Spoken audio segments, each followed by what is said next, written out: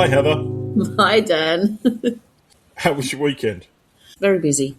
And I threw off the fur, if you know the saying.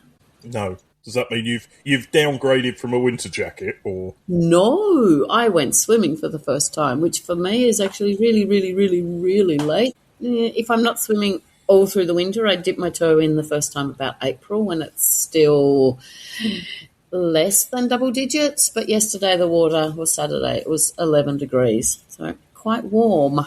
Very refreshing it was too. Good. So you've been at the island then? I've been at the island, yes. So you had the chance to put the flag up again yesterday? We totally forgot to put the flag up yesterday, which is really bad. We left before midday, so it was, we weren't we weren't even thinking of flags, which is actually quite bad. So you were so excited to get the flag, and then your first opportunity, it's a flag day after you've got it, and you don't even use it. No, Mother's Day was the first opportunity. Second opportunity. No, but the first one you got the flag for, so it's a bit different, isn't it? Yeah. We're at a bonus episode. We're recording this on Monday morning. I have barely slept for 3 days. I have done so much this Friday, Saturday, Sundays. Friday, we recorded the next episode of our podcast, which will come out next Wednesday, which is in Haga. Slightly shorter episode, I think, by the time it's edited. There wasn't an abundance of things to do in Haga, was there? There was a lot of walking. We covered a lot of kilometres. A lot of steps that day. And, yes. We'll tell you about that in the episode. But what I think we should do first is we should listen to our recordings and interview from when we went to the gallery opening at Ham a couple of weeks ago. Oh, yes. That was very exciting. So have a listen to that, and then we'll be back. So, this morning, as it is when we're recording, we have been to the Magdalena Abakanowicz Crossing Boundaries press opening. What did you think, Heather? I was very, very, very impressed. I was very impressed that the manager of the museum managed to roll all of the Polish names off her tongue so easily. Yeah. I was impressed with the fact that they had people from the foundation who were obviously very passionate about her work, talking about her work. If you... Like Cliff Notes, if you don't know who Magdalena is, she is a Polish mixed media artist. She concentrated quite heavily in the beginning of her career with fabrics, but then she branched into other mediums in the later part. Her fabric pieces are meant to be hung or suspended from the ceiling, so not attached to the wall. Well, some of them are. Some of them are wall pieces, but the bulk of her work is her idea was that it should be hanging, like suspended from the ceiling. What I found interesting about that, sorry to jump in, was every time I go to Ham, almost, there is some kind of fabric piece hanging from the ceiling. But apparently this was the lady that started it.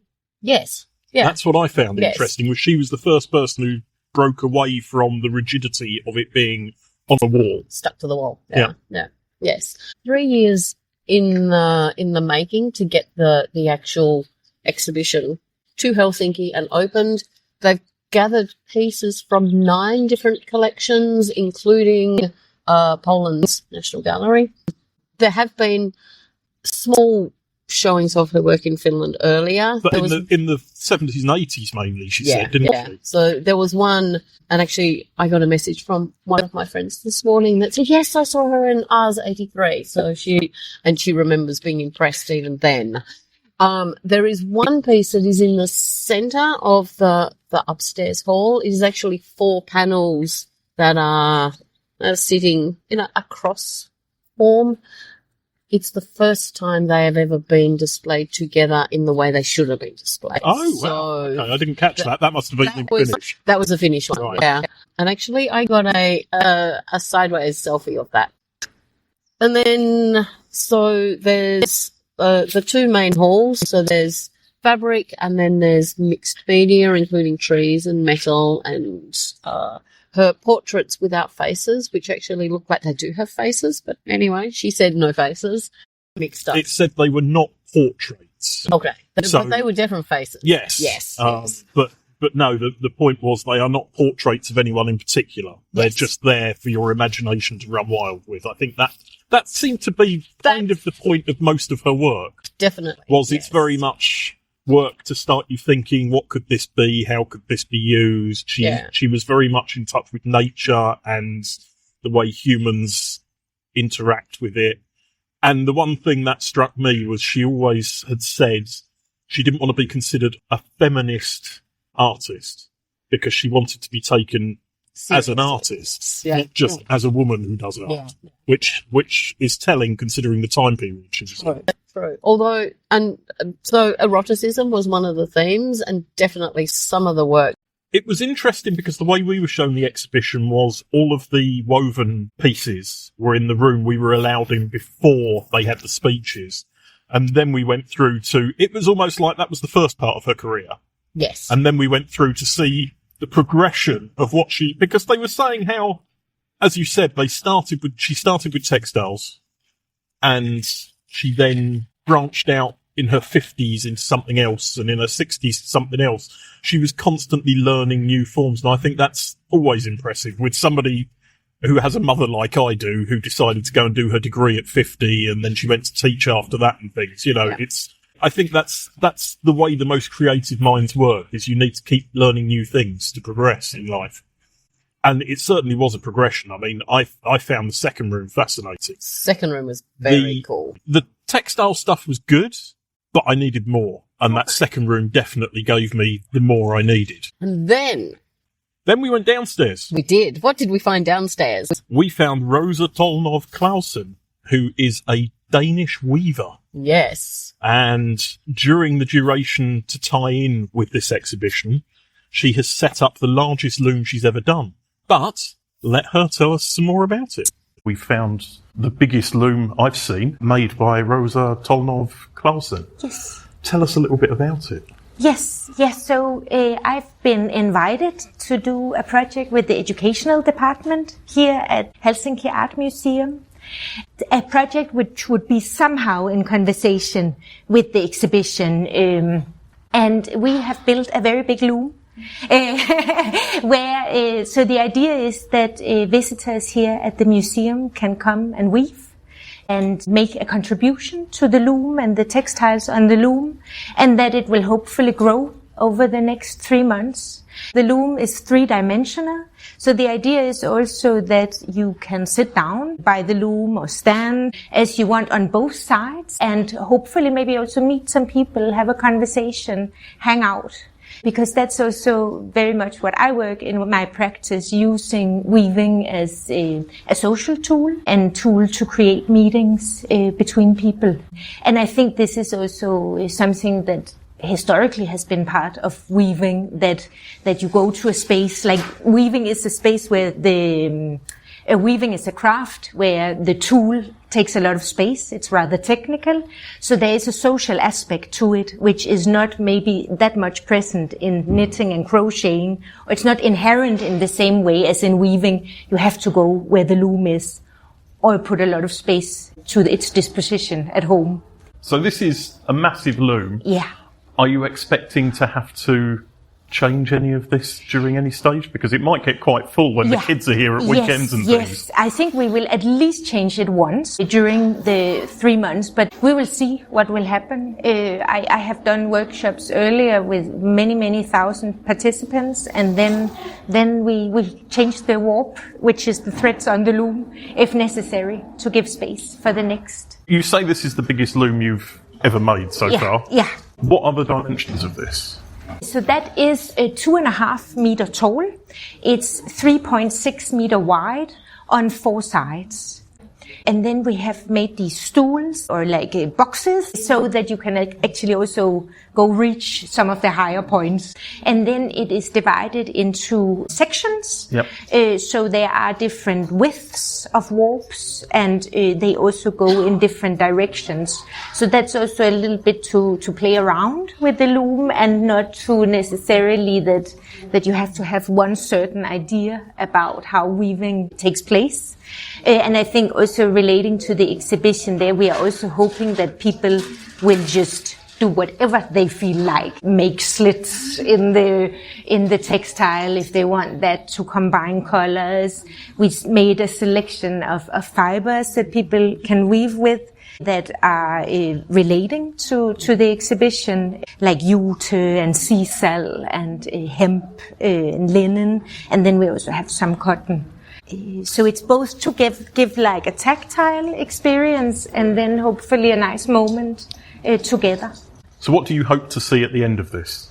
Oh, I think it could be super interesting if it's like I'm sure the space will change as the weaving grows, and I think I'm quite excited to see that space. And then I think I'm also looking forward to whatever will happen in the space between the people. And I usually learn a lot with these workshops about, most people have an anecdote about weaving. They know something. So I think that's also an aspect that I'm looking forward to. Yeah, and you're going to be here sort of every few days towards the end, once a week or once every 2 weeks. Yeah.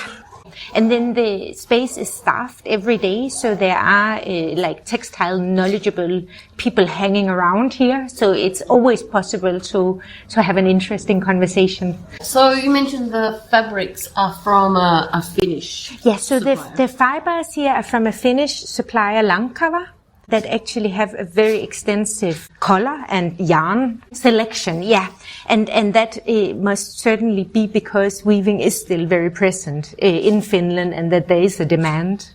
And then we've been working with a workshop called Vantaan Kutujat, which is an workshop in Vantaa, which is run by a group of women. And that is a non-profit organization. So basically they weave to uphold their space. So it's kind of a free time activity that finances itself. And they've been weaving all the textiles that we've upholstered the boxes with here. So there's a lot of resources here in Helsinki and Finland when it comes to weaving. And you're a native of Denmark, so yes. What's the sort of differences between how it is here compared to in your native country? Well, so I would say that, as I said, everybody has an anecdote about weaving. That is certainly true here in Finland. When somebody sees a loom here, you've experienced your mother, your grandmother weave, maybe you wove yourself in elementary school. So the knowledge is much more present here compared to Denmark. In Denmark, you can have a loom in a space and people won't know what's actually taking place there. Yeah. So, and I think there are a lot of both political and geographical reasons for that, which is also something that I work with in my practice. Because I think this is we think weaving is just such a thing that is around, but actually if you just look at the Nordic region, it's organized in different ways, and it's present in the public memory and cultural memory in a completely different ways. Yeah.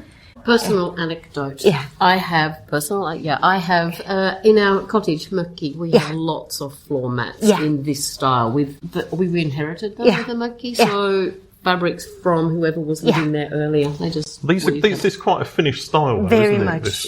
Yeah. And I think what is interesting with that type of fabric is that it's recycled fabrics, and they often have a history. So I've experienced weavers that go with their children's bedcloth, or when the children has grown up, and then they make a carpet out of that. And so these textiles, which you maybe don't have use for, maybe they are worn out, they get a new purpose. And then you see a lot of creativity in such textiles, which are usually anonymous, you don't know who made them. And that's also what I see when you set up such a loom here, that a lot of creativity. As soon as you give people material in the hand, stuff grows. Adults become children when they have the chance to play. Exactly, yeah. And it's a really nice way to spend time together. I host a lot of weaving workshops, and I see that with parents that they get so happy when the children engage with the loom and forget phones and everything. Yeah, because there's so much to think about, and there's so many possibilities, and usually children really want, and also the adults. So it's also a very Like I did a big project in Milan where I built a loom in a shipping container, and that was during the furniture fair.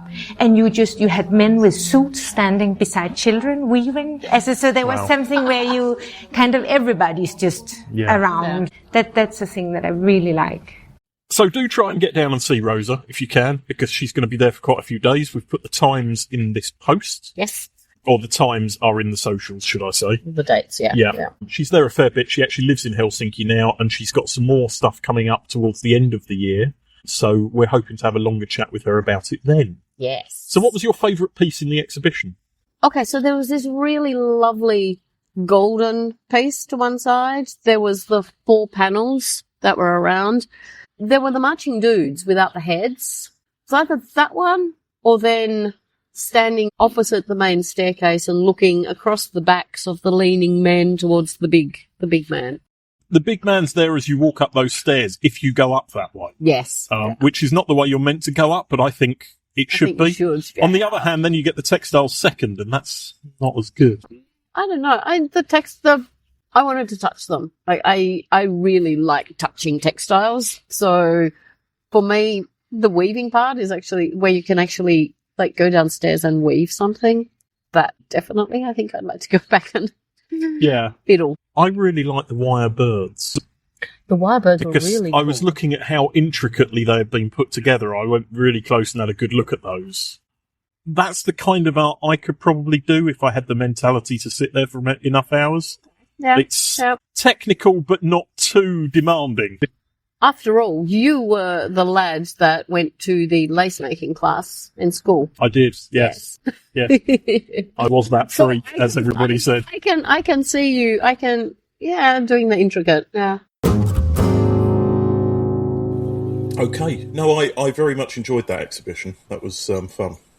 Have you? Okay, so I was looking through my own photos yesterday, and I saw the one of the big loom. I thought I have to go back and see what has happened. So I'm going to try in the coming week to get back there.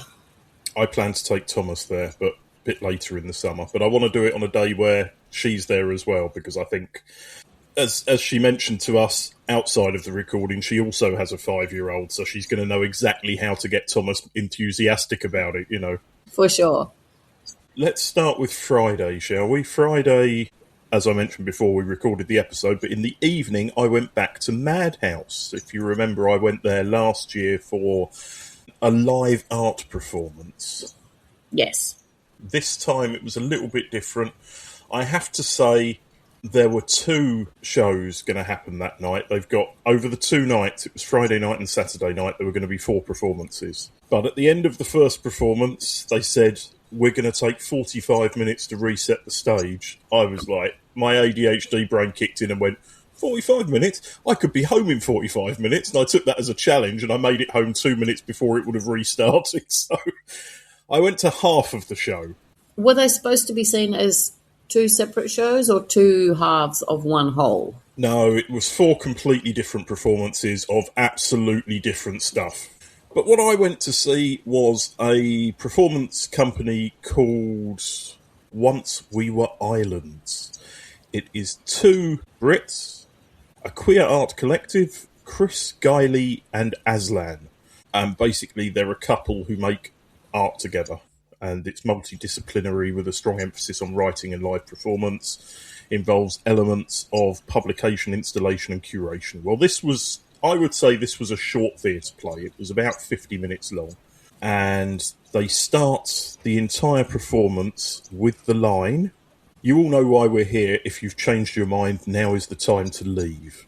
Okay. Some people might take that as a challenge and leave. Well, no, they... yeah, okay. Well, they actually made it clear before, because of the way the stage is set up, it's fine for people to come and go during the performance if they need to. It's a storytelling production. They're not themselves, but they play all the parts of the people in this group. Okay. So it starts with the lines, we got a micro grant, we were supposed to write a play with it, but you know the art world, it's only ever about change, about community, about care, and never seems to be about doing. So we took the money and started a cult with it instead. And it goes from there. Funny. It is funny. I would say it covers all the boundaries. It has moments of funny. It has moments of sort of bittersweet. It goes through all the emotions. I liked it. I thought it was a very good play. It ends in a funny place, but I think the story itself was well written. I like the fact that they intertwine it with dance as well, but not stupid dance. It's there for a reason. It's not just, we didn't know what to write here, so we're going to interpret this in modern dance, that kind of nonsense. It was there for a reason, and there's a lot of music, and the soundtrack was great. So Saturday, World Village Fair began. I've covered most of the World Village Fair for my other podcast. So if you want an in-depth review of the bands, then go and hit up the 10,000 Hours of Indie page. The episode will already be live when this comes out. Go and check that out and listen to the bands and things. It's a slightly crappy recording. I don't know what went wrong, but there's an interview in there with a Congolese-Canadian singer called Kizaba, who, it's the weirdest interview I've ever had. The guy had a translator and then answered everything in English. Interesting. Why did they need the translator? I assume it was because they didn't know how my English was going to be and whether I was going to be clear or whether I was going to be a Finn with an accent or something like that, you know. Okay. The translator was actually their manager as well, and she dances with them. Okay. So she's sort of a jack of all trades kind of. Yeah, yep. Exactly. So my experience of the World Village Fair, I saw a Kazakhstanian singer first. She was rather good, actually, sort of national dress kind of thing. Yep. But for anyone at the back, might have been challenging to see her because she has achondroplasia, which is a dwarfing disease. Oh, okay. All right. So she's very short, and she was standing in front of the person who was pressing play on her tracks and adding all the electronics and playing keyboards and stuff, and she was about half his size. Oh. But she lives in Finland, so it was a weird mix because she was singing Kazakh and Finnish. Cool. Yeah, I mean, she's only lived here a few years, and she was saying this was the first song I wrote in Finnish, so I'm sort of a little bit nervous about performing to Finns in Finnish, but she was really good. Like anyone who can come to Finland and then write and then sing a song in Finnish, yes. Oh yeah, no, hats off to them. So that was the first act. The second act was a French-Colombian singer-bassist, Ida Diaz, sort of Latin American jazzy kind of stuff. I wouldn't say strictly speaking jazz, but that was quite good. And then this Kazaba, who I got the interview with, was the final act on the Saturday. So Sunday morning, I had planned to go to Comic-Con. However, one of the board members for the Finnish Canadian Society said they had got sick, and I ended up having to dash out and help with the Finnish Canadian barbecue instead.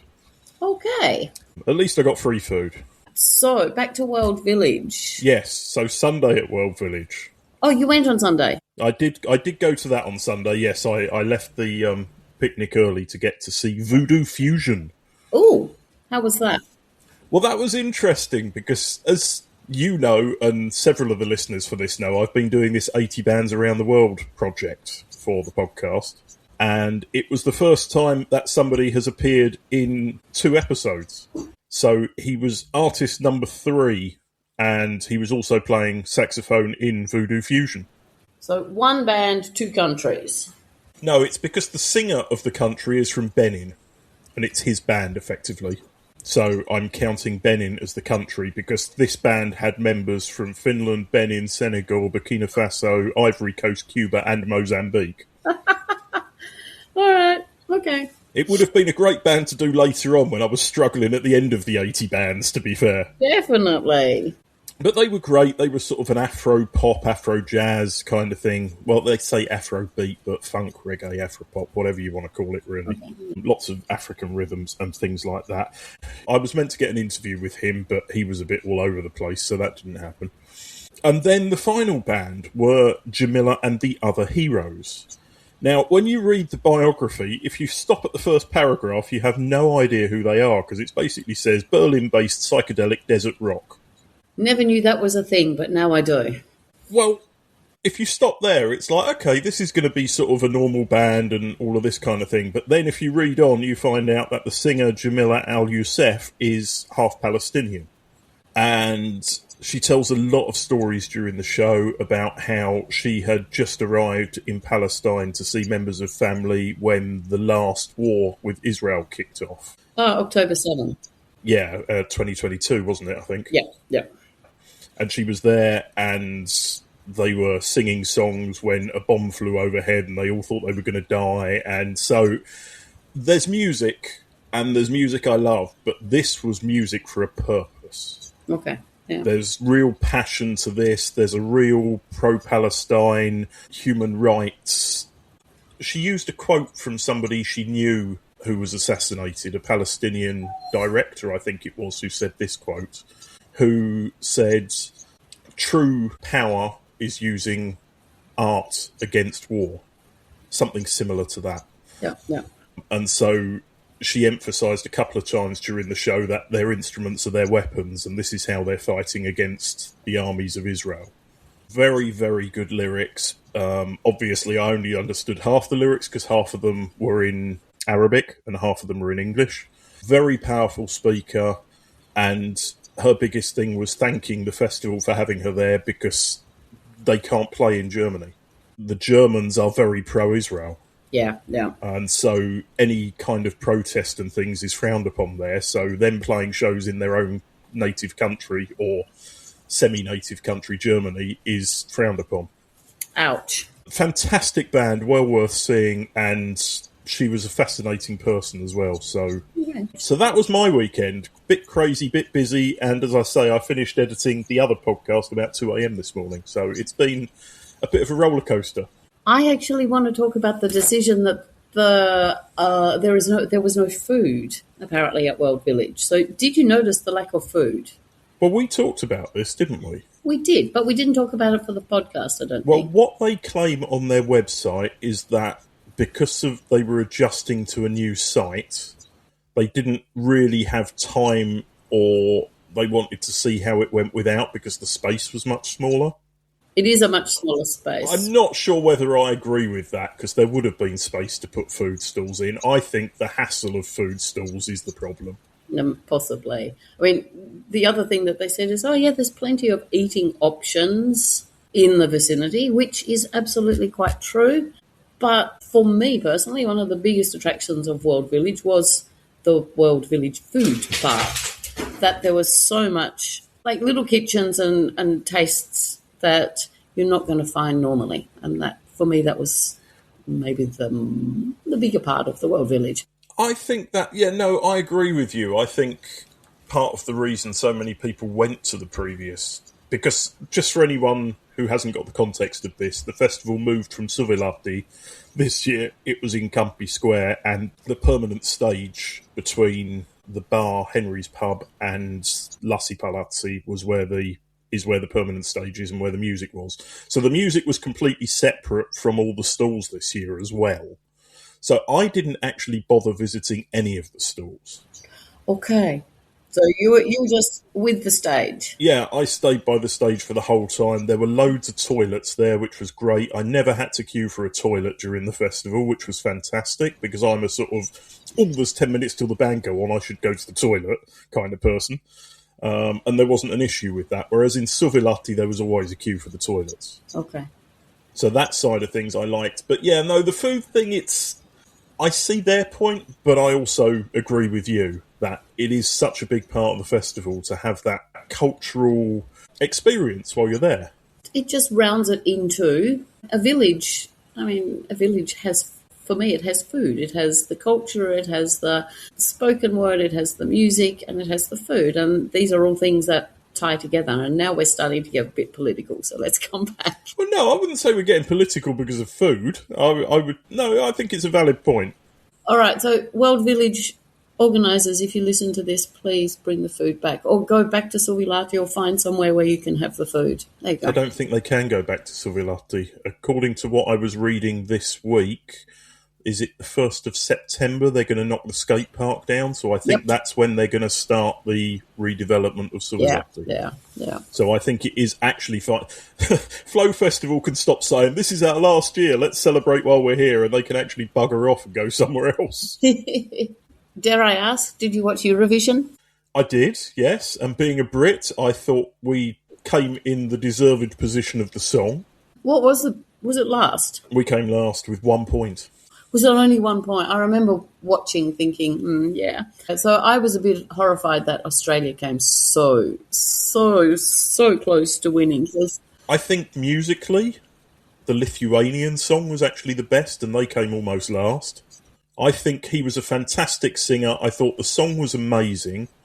In terms of commerciality, I thought Australia's song was brilliant. And I like Delta Goodrem. She's very down to earth. However, I think the most Eurovision song won Eurovision. Yeah, it did. Absolutely. As much as everybody I know hates it, I think it was exactly what Eurovision needed, was a big boost of poppy Eurovision. Yeah, for sure. Have you seen Fifth Element? Yeah. Long time ago, though. Okay, so the French song, as soon as she started singing, all I could think of was the opera scene of Fifth Element, and that's like, it's still in my head. I just can't get it out of my head. I thought it was brilliant watching Lordi singing Brotherhood of Man. That was my highlight of the night. Like, it was really cool the way they got and actually Finland was sort of heavily represented there. So I don't know if they were the only ones they asked or they jumped at the opportunity, but it was quite cool to see Finland. But yeah, there's been a lot going on in the last week. I think now we're right at the start of summer. There's a lot more events and things going on, because yesterday there was also the Hertoniemi flea market, the big one. It was, yeah. I think that's pretty much covered the last couple of weeks. Next episode is going to be the Haga episode, which we have already recorded at the point we're recording this. Don't expect an amazing episode of masses of things you can do, but all I'm going to give away is that Haga is a very nice place to walk around. It's very quiet, very calm. It's a proper family neighbourhood, isn't it? Yeah, you can see why people don't want to move away. Yeah, but more information on that in the next episode. Thanks, Heather. Thanks, Dan.